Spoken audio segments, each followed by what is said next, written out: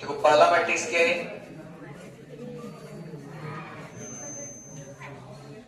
पहला मैट्रिक्स है 1 a square a raise to 4, 1 ab a square b square, 1 ac a square c square. तो कैसे चल रहा है देखो, ये इधर 1 है, दो मैट्रिक्स लिखते हैं हम, दो मैट्रिक्स लिख रहे हैं बच्चों, इन दोनों का प्रोडक्ट लिखा हुआ है। पहला 1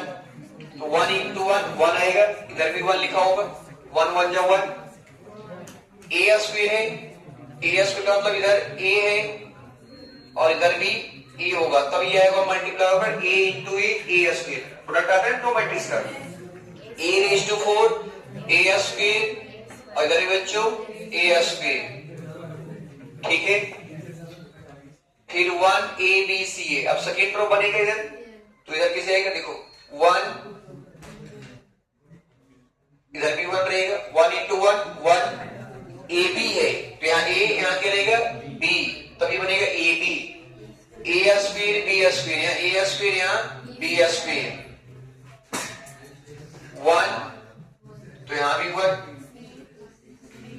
यहाँ c आए बच्चों, यहाँ c स्क्वायर आएगा, कोई दिक्कत। अब सेकेंड इधर आओ 1 तो यहाँ 1 रहेगा, 1 1 जा 1 a b, तो यहाँ क्या रहेगा बच्चों b into a b a, और यहाँ a स्क्वायर b स्क्वायर, तो यहाँ क्या रहेगा बच्चों b स्क्वायर, ध्यान समझिए 1 इंटू 1 1, यहाँ 1 रहेगा, 1 इंटू 1 1 AC, तो यहाँ क्या है बच्चों C, और यहाँ क्या रहेगा C स्क्वायर। दोनों मैट्रिक्स तुम्हारा रेडी हो गए, ये लिखा हुआ एक्चुअल में, आगे भी मल्टीप्लाई कंटिन्यू कर सकते हो। अब डिटरमिनेंट A, डिटरमिनेंट A ये लिखा A ये है, तो डिटरमिनेंट A का मतलब इसका नाम मैं B बोल देता हूँ, इसका नाम मैं C बोल देता हूँ, इसको B बोल दिया, इसको C, तो A इक्वल टू लिखा हुआ है BC, matrix B into matrix C। Determinant A बोल रहे हैं, इसका डिटरमिनेंट का मतलब इन दोनों का determinant, determinant B into C का मतलब determinant B into determinant C, ठीक है, determinant B into determinant C। ये का स्टैंडर्ड मैट्रिक्स है 1 1 1 A B C A square B square C square, तो इसका अगर डिटरमिनेंट B लिखोगे तो डिटरमिनेंट B क्या है बच्चों 1 1 1 A B C A square B square C square का डिटरमिनेंट आता है A minus B B minus C C minus A, याद कर लो। सिमिलरली ये भी स्टैंडर्ड मैट्रिक्स 1 1 1 सेम है, तो डिटरमिनेंट C भी क्या आ जाएगा A minus B B minus sorry B minus C C minus A। अब दोनों को मल्टीप्लाई कर तो क्या रहेगा बच्चों determinant B into determinant C, A minus B whole square B minus C whole square C minus A whole square आ जाएगा, यहाँ तक कोई दिक्कत। तो डिटरमिनेंट A रेडी हो गया, डिटरमिनेंट A इक्वल टू है A minus B whole square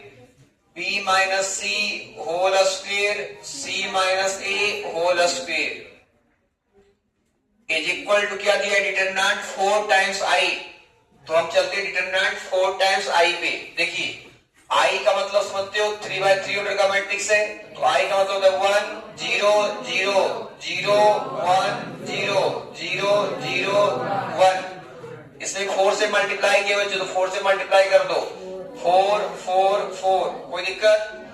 ये बन जाएगा बच्चों। यहां से तुम कॉमन लेकर 4 बाहर लिख सकते हो, और ये I ये 4I है राइट ना, इसका जब डिटरमिनेंट आप लोगे तो क्या डिटरमिनेंट आएगा 4 आएगा, डिटरमिनेंट क्या आएगा, क्योंकि आइडेंटिटी मैट्रिक्स का डिटरमिनेंट 1 होता है, आइडेंटिटी मैट्रिक्स का डिटरमिनेंट क्लियर है, तो 4 बाहर रहेगा, आइडेंटिटी 1 आ जाएगा, कोई दिक्कत। तो ये बन जाए बच्चों determinant A equal to 4I, 4I का मतलब 4, क्लियर है। Determinant A equal to what A minus B whole square B minus C whole square C minus A whole square is equal to 4, A minus B B minus C C minus A is equal to plus minus 2, ठीक है। मैं पहले plus 2 ले रहा हूं, यहां तो कोई दिक्कत। हमें क्या निकालना है, A cube plus B cube plus C cube. अगर आप बचपन में पढ़ाई किए हो क्लास 9 में, तुम्हें पता होगा ए क्यूब प्लस